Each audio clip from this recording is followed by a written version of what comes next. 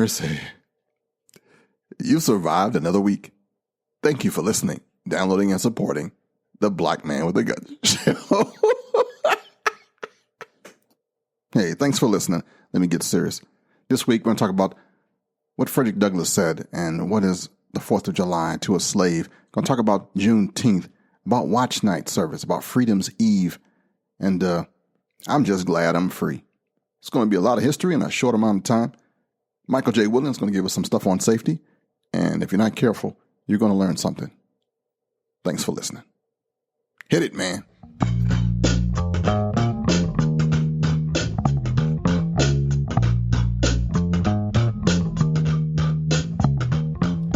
This is a weekly podcast for the mature and the cool people in the gun community.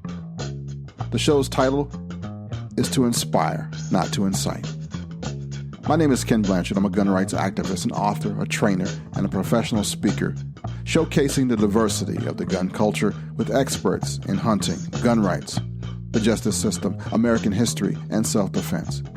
And it's done all with compassion for all people. Welcome to the show.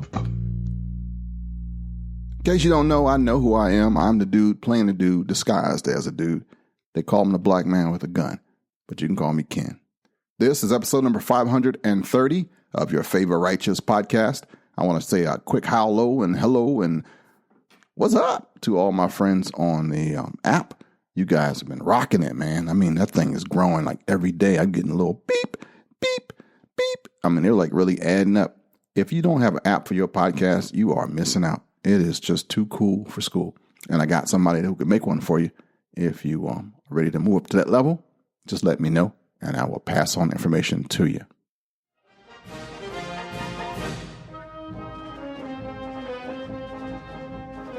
The summer is here, and I just wanted to pass on some knowledge and maybe a different perspective for us in the gun community about the 4th of July, about freedom. And I'm going to add a little history with it, if that's okay with you. Here we go. This portion of the show is sponsored by CrossbreedHolsters.com. Crossbreed Holsters has gained national recognition as a maker of the best and most functional concealment holsters available on the market today. Each holster is handcrafted to ensure your firearm is safe and secure while carrying, combined with the best customer service in the industry. Visit CrossbreedHolsters.com. I am hoping that you had a really good Independence Day, that your 4th of July was more than just watching some fireworks, ducking some bullets, or eating a hot dog. I'm going to talk about celebratory gunfire. Talk about Freddie Douglass's quote in his speech, July 5th, 1852. What to the slave is the 4th of July? Also, Watch Night service, Freedom's Eve, the connection with Juneteenth. We talk a lot about history, and sometimes folks, not you, but other folks, miss the point. Well, we're going to clarify it today. Are you ready for it? All right, let's rock this thing. July 5th, 1852. Frederick Douglass, an American social activist, former slave, abolitionist, orator, writer, and statesman, spoke. In Rochester, New York, the meaning of July 4th for the slave. Not the Negro. I'm not going to clean it up. He was addressing the Rochester Ladies Anti-Slavery Society. The summer is my favorite time of the year. Not only is it my birthday, but it's the time when I spent with my grandmother in rural Tidewater, Virginia. Grandmother had a shotgun, and I've talked about that before. But she also lived in a time where we didn't have any plumbing for the most part. We had water coming out of a well, electronic pump, but there was no toilet per se. We still had the chamber pots and the outhouse, and we still grew our food outside, and there was no air condition, and tons of the stuff that we have today, it was not there in 1962. It was the year the Beatles released their first record, Love Me Do. It was the year that research groups discovered antimatter. It was the year of James Bond, Dr. No. It was the year of the Cuban Missile Crisis. That's when it started. It was also during the Civil Rights era. My birth certificate said colored. Later, I became Negro. In the 70s, I was black. Somewhere in there, I became Afro-American. Now you can look at the demographics for any government job, and it says black, African-American, not Hispanic. I say all of that to tell you that I've lived through some change. I'm just letting you know that I've seen some change over my life. We are a people in search of a racial identity. We still have a lot of self-hatred. I say that as someone who has seen it up close. We project it onto other people. When asked, many of my black brothers and sisters will take a while before they call themselves American when given the choice. Negative stereotypes have influenced us. The younger people would rather be called a felon than a fellow. We've embraced and made love to victimology. American slavery took a chunk out of us that hasn't healed. My last couple of podcasts, folks got me twisted. I didn't say that racism doesn't exist. Are you kidding me? I'm just saying we look for the boogeyman when he isn't there, though, sometimes. We won't call an idiot. The only word we have is racism. That's all I'm saying. And before we can go to the 4th of July, let us go to New Year's Eve. Many of us who live or grew up in or near black communities in the United States have probably heard of watch night services. It's a gathering of the faithful in church on New Year's Eve. What most don't know is that what we are celebrating can be traced back to the gatherings on December 31st, 1862, also known as Freedom's Eve.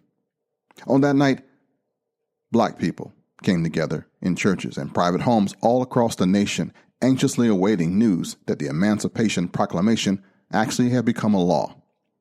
Then, at the stroke of midnight, it was January 1st, 1863, that all slaves in the Confederate States were declared legally free. When the news was received, there were prayers and shouts and songs of joy as people fell on their knees and thanked God. And black folks have been gathering in churches annually ever since, praising God for bringing us safely through another year. Now, that news didn't get around as fast as it does now. So places south of North Carolina, places like Texas, they didn't get the message until June. And as a result, they celebrate Juneteenth for the same thing: freedom. Every New Year's Eve night, when I got a chance to stay with my grandmother as a child, I would anxiously await her celebrate New Year's Eve and our freedom with her shotgun. You see, it went something like this. We were there from the Christmas holidays. Me, my younger cousin Jackie, and her sister Janet. We were kind of like the orphan kids.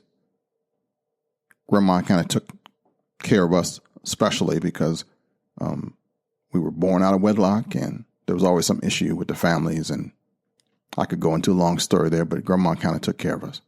And I had a grandfather as well, but he soon got ill because of a stroke, and it was just Grandma and us. But Grandma would take that shotgun, which I didn't know what brand it was or model it was. It was just all gray and brown, and it sat behind the potbelly stove in the kitchen next to the wood box. Every New Year's Eve, you would hear her feet sliding on that linoleum floor. The back door would open. You would hear her walking toward the screen door. We had like a little back screen door where you could just hang out on the porch back there in the hot times, and it was always cooler on that porch.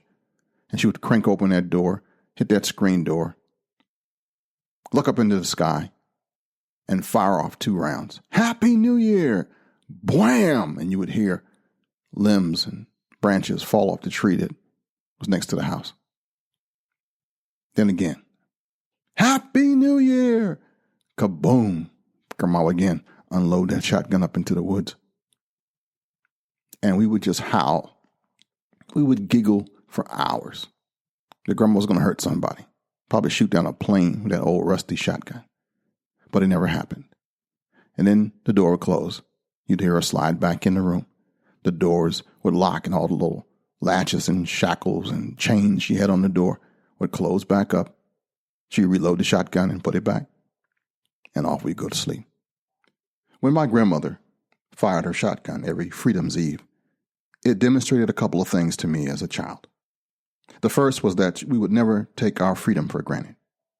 The second was that a black woman wielding a shotgun in celebration was a symbol of a nation, a people and rights we must always defend. Slaves can't own guns, and we were free. Now, as we have grown up and we are into our urban areas, celebratory gunfire is a no-no. You'll see it in all the old nations, and usually it's with an AK-47. I remember Mikhail Galishnikov, the former Red Army sergeant, behind one of the world's most omnipresent weapons, the AK-47, and its variants and its copies of it, used by national armies, terrorists, drug gangs, bank robbers, revolutionaries, jihadists, and good guys like you and me. He died December 23rd, a few years back, in a hospital in Russia. I got a chance to meet him once. Short guy. He was 94. So what is it about this Juneteenth? All right, historically, it was around 19 June 1865, and it marks the abolition of slavery in the state of Texas. Now, I'll let you know already that it was because of the Emancipation Proclamation, which actually was written 22 September 1862, but wasn't to be introduced until January of 1863. It proclaimed the freedom of slaves in 10 states still in rebellion, freeing about 3 million of the 4 million slaves in captivity at the time. Texas, even after military hostilities had ended, did not comply with the proclamation. Major General Gordon Granger, born in Joy, Wayne County, New York, in 1821, landed at Galveston, Texas, with news that the war had ended and that the enslaved were now free. Note that this was 2.5 years after President Lincoln's Emancipation Proclamation, which had happened January 1st, 1863. The Emancipation Proclamation had little impact on Texans due to the minimal number of Union troops they had to enforce this new executive order. However, with the surrender of General Lee in April of 1865 and the arrival of General Granger, his regiment, the forces were finally strong enough to influence and overcome the resistance. Later attempts to explain this 2.5-year delay in the receipt of this important news have yielded several versions that have been handed down through the years. Often told is the story of a messenger who was murdered on his way to Texas with the news of freedom. Another story is that federal troops actually waited for the slave owners to reap the benefits of one last cotton harvest before going to Texas to enforce the Emancipation Proclamation. All of which or neither of these versions could be true. Certainly, for some, President Lincoln's authority over the rebellious states was in question for whatever the reasons. Conditions in Texas remain status quo well beyond what is statutory. One of General Granger's first orders of business was to read to the people of Texas General Order Number 3, which began, "The people of Texas are informed that in accordance with the proclamation from the executive of the United States, all slaves are free. This involves an absolute equality of rights and rights of property between former masters and slaves, and the connection heretofore existing between them becomes that between employer and free laborer." The reactions to these news range from pure shock to immediate jubilation. Some stayed, but a lot of folks went north, getting the hell out of there at the first chance they got. North was a logical destination because it represented true freedom, while the desire to reach family members in neighboring states drove some to Louisiana, Arkansas, and Oklahoma. The celebration of June 19th was coined Juneteenth and grew with more participation from descendants. The Juneteenth celebration was a time for reassuring each other, for praying, and for gathering remaining family members. Juneteenth continued to be highly revered in Texas, but not too many places other than that, unfortunately. So if you are a person of color and you have never heard of Juneteenth or don't know the background for it, it's probably because you haven't lived in Louisiana, Arkansas, Texas, or Oklahoma, or one of those places where it's still celebrated. If you live on the coast, don't fault your parents too bad for not letting you know about these things. But now that you have access to all this information, don't stop with just listening to me. Do your own research and find out some more history so that you can stop the madness and help your kids be better off than you are. On January 1st, 1980, Juneteenth became an official state holiday through the efforts of Al Edwards, an African-American state legislator. The successful passage of that bill marked Juneteenth as the first emancipation celebration granted official state recognition. Edwards has since actively sought to spread the observance of Juneteenth across all America. So, what is the 4th of July to a slave? Well, I am not a slave. If you know about the name it and claim it theology taught by some televangelists and faith healers from megachurches and Pentecostal preachers, they use this term, name it and claim it, as a prosperity gospel. Well, I want to turn it a little bit and say that you must claim your freedom in order to not be it. You must claim positive and not to be negative. In this day and age, with all that we have access to, you can choose to be free or not. Real slavery has existed since the beginning of time, especially since the Roman Empire. Systems of servitude and slavery were common in all parts of the continent as much as the ancient world. In most African societies where slavery was prevalent, the enslaved people were not treated as chattel slaves and were given certain rights in a system similar to indentured servitude elsewhere in the world. When the Arab slave trade and Atlantic slave trade began, many of the local slave systems changed and began supplying captives outside of Africa. There is still slavery in Bangladesh, Chad, China, Congo, Ethiopia, Europe, Haiti, India, Mali, Mauritania, Niger, North Korea, Pakistan, Russia, the Sudan, and you can still find it here in the United States. It's not like picking cotton or singing spirituals. It's the life in the form of child labor, debt, forced marriage, bride buying, wife selling, forced prostitution, and human trafficking.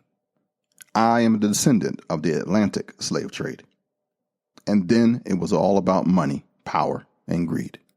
The native people of this land were first utilized as slave labor by the Europeans, but they were not very good conduits for it. Most died from overwork and just refusal to change.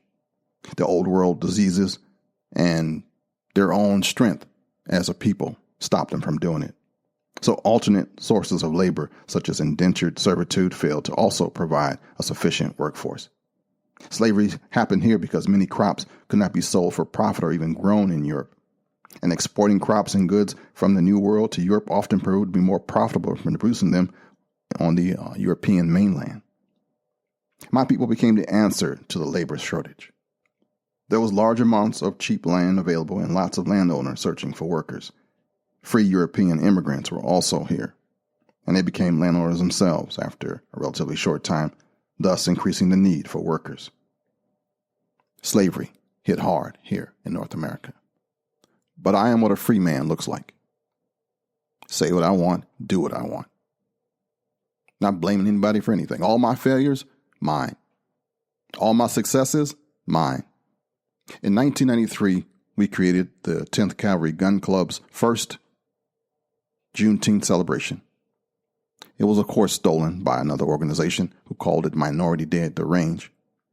And just like that group, they also stole some other stuff we did, and it became First Steps and First Shots. I went looking for my grandmother's shotgun, asked my uncle, who was the keeper of all the stuff that my grandmother had in her old house, but he can't find it, so that's gone forever. Not quite sure what model it was. It probably was from Sears and Roebuck or one of those off-brands. It wasn't one of those high-quality things, but it worked just fine. So what is the 4th of July? It's a day we celebrate American independence. We think of July 4th, 1776 as the day that represents the Declaration of Independence and the birth of the United States of America as an independent nation, even though July 4th, 1776 wasn't the day that the Continental Congress decided to declare independence. They did that in July 2nd. It wasn't the day we started the American Revolution either. That happened back in 75. And it wasn't the day that Thomas Jefferson wrote the first draft of the Declaration of Independence. And most of the framers and the founders of our great Declaration of Independence were slave owners themselves, also caught in the system of institutionalized slavery. It kind of reminds me of that old saying. They said one Sunday morning at a small southern church, a new pastor called on one of his older deacons to lead in the opening prayer. The deacon stood up and bowed his head and said, "Lord, I hate buttermilk." The pastor opened one eye and wondered where this was going. The deacon continued, "Lord, I hate lard." Now the pastor was really perplexed. The deacon continued, Lord, I ain't too crazy about plain flour. But after you mix them all up together and bake them in a hot oven, I just love biscuits. Lord, help us to realize when life gets hard, when things come up that we don't like, whenever we don't understand what you are doing, that all we need to do is wait and see what you're making. And after you get through mixing and baking, it'll probably be something even better than biscuits. Amen. That is how I celebrate the 4th of July. I know that when Frederick Douglass wrote, "What is the 4th of July?" to a slave, slavery was still in full effect. I know that when the Declaration of Independence was written, slavery was still in effect. I understand that there are founders and framers and men based on our Constitution that weren't stellar.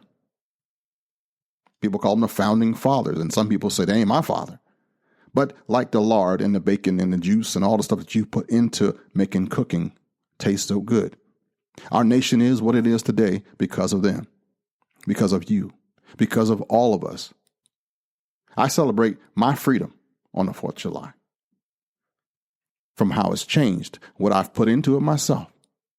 I celebrate my grandmother and her shotgun. I celebrate the guy who has never seen me before but passes me some ammo. I celebrate the guy who looks like he would rather string me up, but we're laughing over the same joke. We're patting each other on the back. We're actually listening to the same music.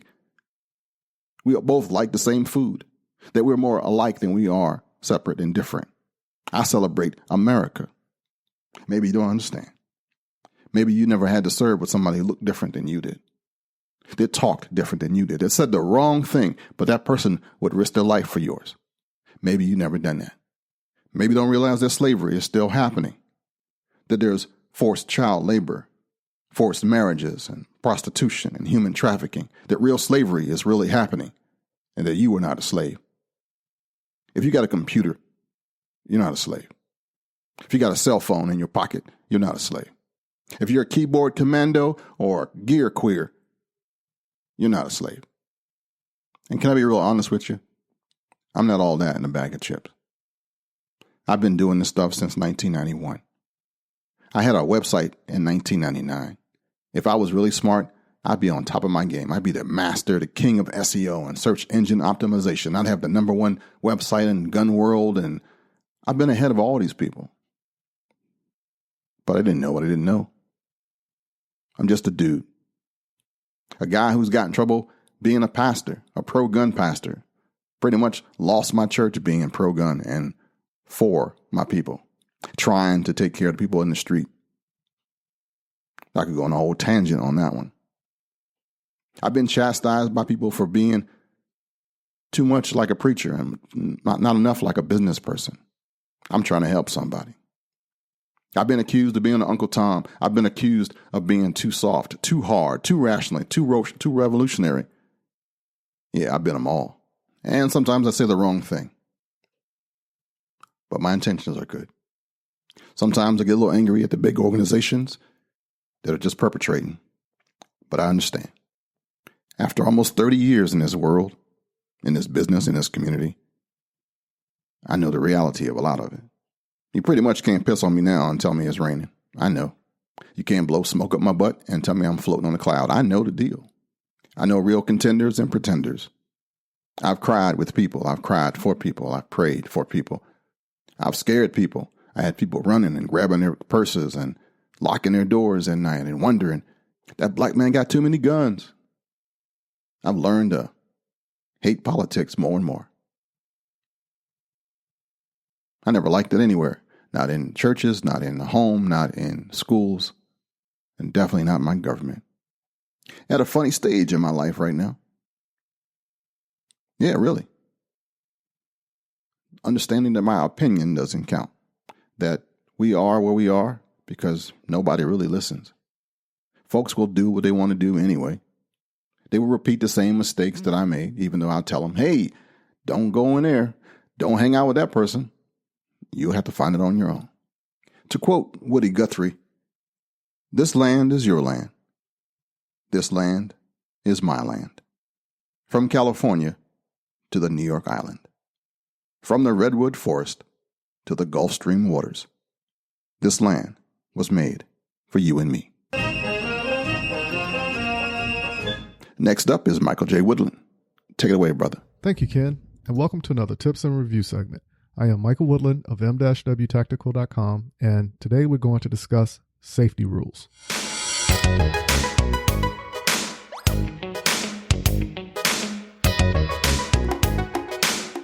How many of us actually go to the range and before we start practicing or shooting, we neglect to go over the firearm safety rules? This is something that should take place anytime you step on a range, even if you are by yourself. It is a measure to reassure you are doing the safe and right thing, even when no one is around. The safety rules are in place to keep everyone safe and to keep order in place. As soon as one is broken, chaos can happen. Keep your mind set on safety and focus on your training needs, and it will be a good day. For those who are newer to shooting, you may have heard someone mention the safety rules, which should take place before any class, competition match, or just you firing with some friends. Let's review some rules I deem to be very important when it comes to shooting. Number 1, treat all firearms as if they are loaded. Number 2, keep your finger off the trigger and the firearm on safe until you are ready to fire with your sights in view of the target. Number 3, never point a firearm at anything you do not intend on shooting. Number 4, maintain situation awareness of what's going on around you, your target, and beyond your target at all times. Number 5, never handle your weapon with someone downrange or in front of the firing line. If you follow these rules and the additional rules at the range you frequent, I am sure you will have a good day with all your training needs being met. Be in the presence of safety and focus on training and have fun while doing so. Thank you for all those who follow and support the M-W Tactical Facebook page. If you haven't done so, look us up on Facebook and hit the like button and join in on the many discussions that are taking place. We are trying to reach our goal of 2,000 likes before the end of the year. Tell your buddies to get on Facebook and hit the like button on the M-W Tactical Facebook page. For those who are more into Twitter, follow us at M_W Tactical. If you are more into photos, follow me on Instagram at Munitions Weapons Tactical, where you can get an up-close and personal involvement of my daily life and involvement at a shooting range. If you would like to read more about us, do so by going to the newly revamped site of www.m-wtactical.com, where you can easily connect with us on any of the previously mentioned social platforms while looking at pictures, viewing future classes, emailing us, or even listening to the current week of the Black Man with the Gun podcast. For those who want a more direct approach, just email us at info@m-wtactical.com or call us at 803-250-1256. Leave a message and we will get back to you so we can discuss whatever is on your mind, from shooting classes or just inviting us to come to your upcoming event. Until next week, keep shooting, keep practicing, and have fun. Back to you, Ken. Thanks, man. This portion of the show is brought to you by the United States Concealed Carry Association. The USCCA has been providing education, training, and self-defense insurance to responsibly armed Americans since 2003. Join Tim Schmidt and myself here at usconcealedcarry.com. I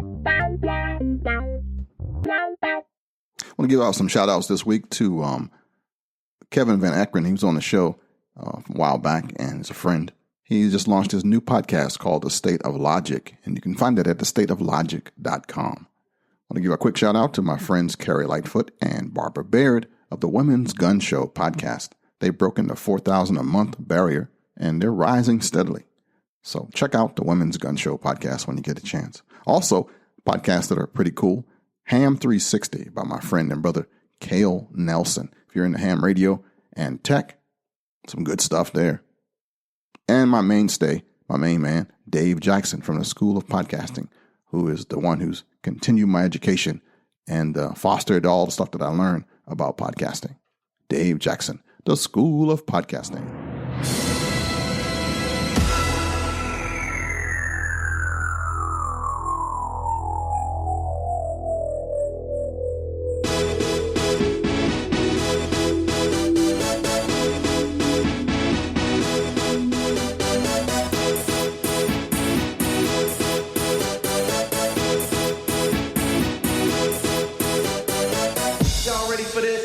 Hi, I'm Ken Blanchard, and I want to invite all those in the Maryland, D.C., and Virginia area that aren't a part of a fun gun club to join mine. It's called the Fun Gun Club. Yeah, that's what it means.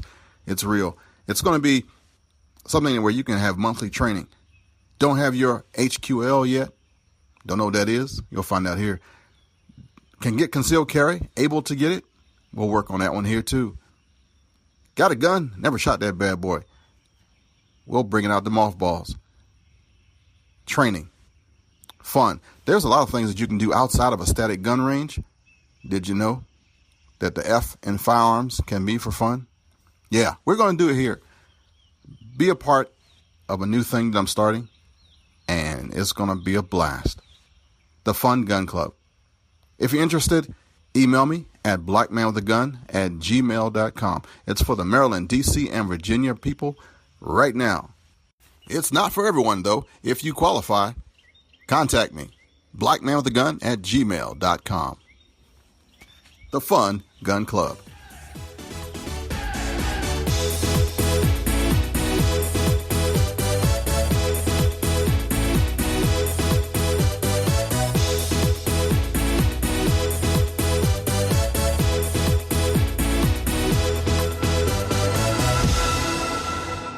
All right, speaking of the Fun Gun Club, just want to give a quick update for those in the Maryland, D.C., and Virginia area.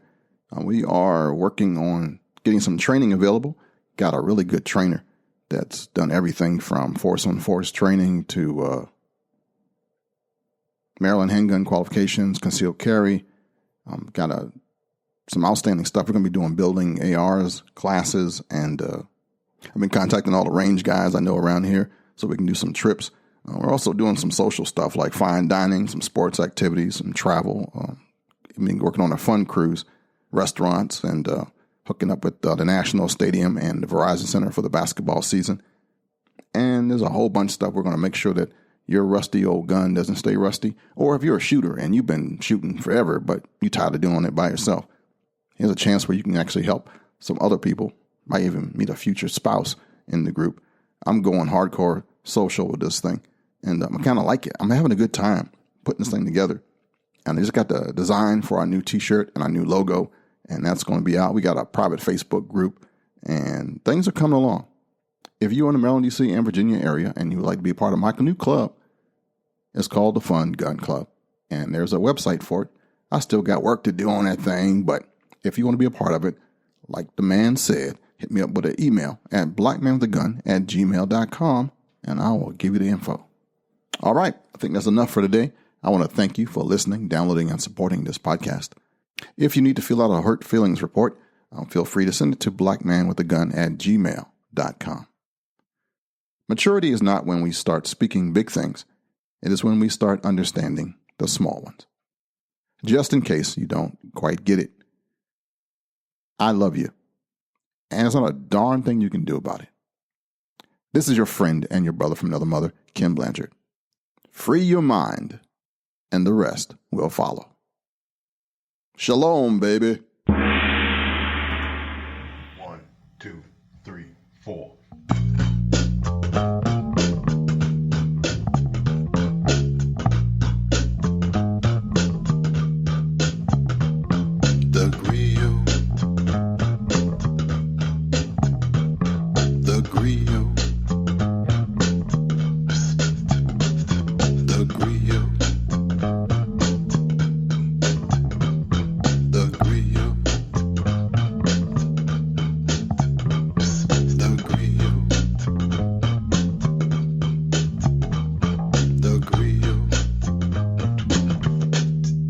Also the black man